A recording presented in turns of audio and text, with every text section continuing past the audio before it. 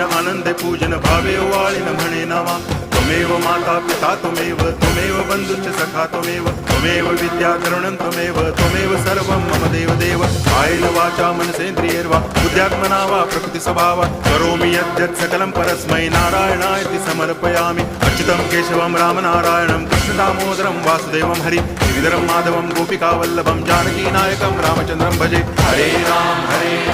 Ram Ram